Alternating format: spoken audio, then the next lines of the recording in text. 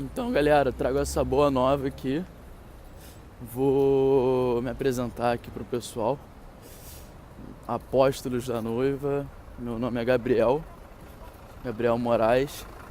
Há pouco tempo me mudei aqui pra França. Nesse momento estou em Paris e estou estudando artes aqui na Escola de Belas Artes de Paris. Eu sou uma das pessoas que faz edição dos vídeos da noiva, então eu fico sempre atrás dessa tela de computador fazendo as edições. E eu vou falar hoje sobre o projeto final do Raoni, meu querido amado Pilotis, para todo sempre. E então é a seguinte, eu acompanhei o projeto, a apresentação do projeto pela live streaming aqui de longe, do outro lado do Oceano Atlântico. E eu também acompanhei durante quase um mês na própria Goldsmith, que eu me desloquei para ajudá-lo lá. E eu consegui ver de perto um pouco o processo dentro da outra faculdade, como os professores reagiam ao trabalho dele e os próprios alunos. Lá em Londres, o projeto ainda não estava muito finalizado. Na real, estava no processo que estava sempre desde o início e que ainda está, na verdade, nesse processo. E é curioso como a galera lá recebe esse projeto de uma maneira um pouco mais curiosa em relação ao assunto. A questão ali não está muito em cima pautada muito em cima de pretextos ou condições para aquilo ser aceitável ou não, e muito mais sobre uma própria interpretação que vem da própria flexibilidade da instituição de entender aquilo como algo a mais, como algo que acrescenta, que expande, como deveria ser o design, na minha opinião. Se a gente fecha uma instituição com conceitos pré-definidos, com um tipo de protocolo que acaba afunilando os projetos para uma determinada direção, no final a gente vai ter muita coisa que fala sobre a mesma coisa, só que com aparências diferentes, né? A saída, essa coisa de saída do projeto, essa coisa de apresentação do projeto de uma maneira específica sempre acaba diminuindo a riqueza que um processo tem, ou até mesmo o valor cultural e teórico que isso agrega para a sociedade mesmo e para a própria instituição. Lá em Londres, os professores acabam sendo um pouco mais informais do que na própria PUC. É uma conversa um pouco mais horizontal, como se eles fossem colegas de sala mesmo. E acaba que isso é enriquecedor também, porque essa relação entre mestre e discípulo, ela é mais fluida nesse sentido. Não fica uma coisa desse respeito gerado por conta de uma educação, sei lá de onde é que veio, uma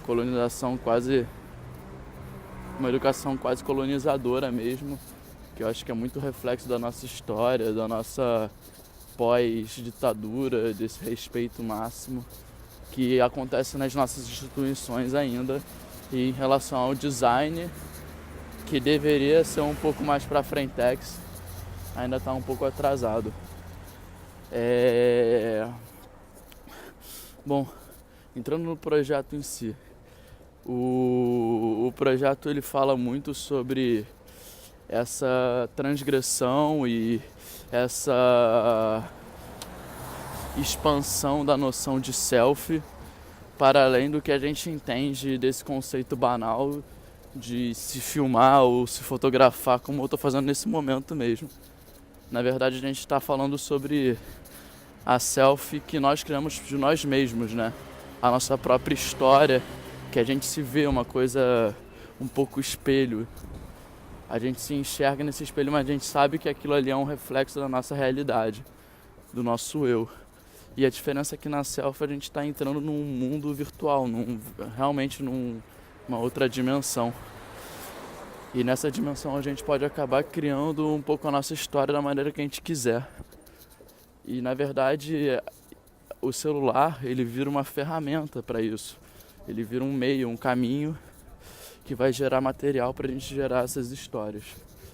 O Raoni se utilizou desse recurso para criar a história dele a partir de diversas pesquisas que vão de Dom Quixote até apocalipse futurístico ou coisa do tipo.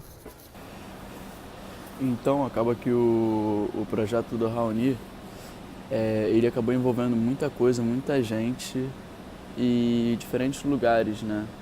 Isso é muito importante, como ele se utilizou desse recurso do mundo virtual para atravessar essas barreiras físicas, geográficas que estavam dividindo a faculdade no Brasil e a faculdade na Inglaterra. Então isso é muito interessante, como a gente pode utilizar de um recurso que está todo dia com a gente para falar de uma maneira universal com o mundo. Só que em termos de design, a faculdade ela cobra essa entrega de produto e que deveria, a princípio, ter princípios industriais, que a gente chama de princípios mercadológicos, do tipo essa tal saída pré-estabelecida dentro do projeto final de produto da PUC-Rio. E na verdade o que ele está fazendo não é só produtos, né? Ele está fazendo uma pesquisa, ele está acrescentando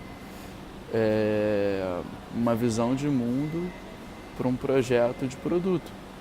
Que ele fez um produto, né? No final das contas ele fez vários produtos, na verdade. Dessa maneira que eles chamam de produtos tridimensionais, industriais ou coisa do tipo, né? Porque na verdade o produto que ele criou não foi só esse, né? Foi um produto invisível, né? No caso, um produto que expande a matéria. E o que eu achei um pouco triste acompanhando a live streaming é como a instituição lidou com essa situação imprevisível, né?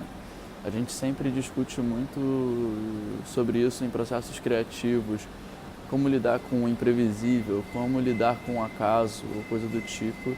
E eles simplesmente deram um passo para trás e falaram, então, eu não posso lidar com esse acaso porque eu não tenho recursos para isso. Só que eles esqueceram que esse é exatamente o melhor ponto, o melhor momento para surgir com novas ideias. Quando a gente não tem os nossos recursos ou as nossas pré-condições baseadas em tradições ou coisas do tipo, a nossa resposta deixa de ser automática, deixa de ser dentro de um roteiro, sabe? E começa a ser mais espontânea e essa espontaneidade traz novas visões de mundo. E o Raoni, ele deu uma ajudada, cara. Ele mostrou vários caminhos que eles poderiam pegar e aproveitar isso para ir além. E isso é muito triste para mim, porque isso reflete muito também no meu país, né? No Brasil, de modo geral. Porque geralmente numa escola, numa universidade é que surgem novas ideias, né? Novos caminhos. E ter esse tipo quase de censura intelectual, né? Porque na verdade o projeto dele não foi censurado em nenhum momento no sentido mais tradicional da palavra, mas eu me senti um pouco censurado intelectualmente, sabe? Porque acaba que a discussão não foi adiante. Eles simplesmente preferiram deixar de lado a discussão e se limitar aos modelos. Cara, atrasa as outras apresentações, sabe? Isso é uma oportunidade única, sabe? É um melting point, assim, uma coisa fervendo ali, que no final das contas eles acabam ocultando o que talvez chamaríamos de um talento, de um gênio, de algo do tipo, porque eles não têm a capacidade de lidar com isso, né? Isso é triste. É um projeto que para mim é muito importante ser mostrado para o mundo. Porque a gente vai recebendo esses aparatos tecnológicos e a gente vai se adequando a eles. E eles não se adequam a gente, geralmente. A gente se adequa a eles. E o que o Raoni fez foi exatamente o oposto. Ele está fazendo com que eles se adequem a gente. E dessa forma, a gente começa a usar eles não como uma ferramenta necessária para viver, mas uma ferramenta importante para evoluir. E daí essas coisas acabam sendo muito mais relevantes nesse sentido de experimentação e de surgimento de novas ideias. Eu acho que a maneira que o Raoni apresentou tem as suas limitações, tem os seus riscos. Eu acho que se eu estivesse no seu lugar, eu não deixaria esses riscos tão evidentes. Eu acho que podia ter alguma maneira um pouco mais... não sei qual é a palavra boa para isso, mas um pouco mais empática, usando um pouco da limitação da própria banca para ter uma conversa. Aquela coisa um pouco de fazer um pouquinho o que eles querem, mas não exatamente o que eles querem, só para não acontecer o que aconteceu dessa não capacidade de julgar o projeto dele. E daí acaba que eu não sei o que aconteceu depois, mas acaba que fica um pouco fraco em questão de discussão, né?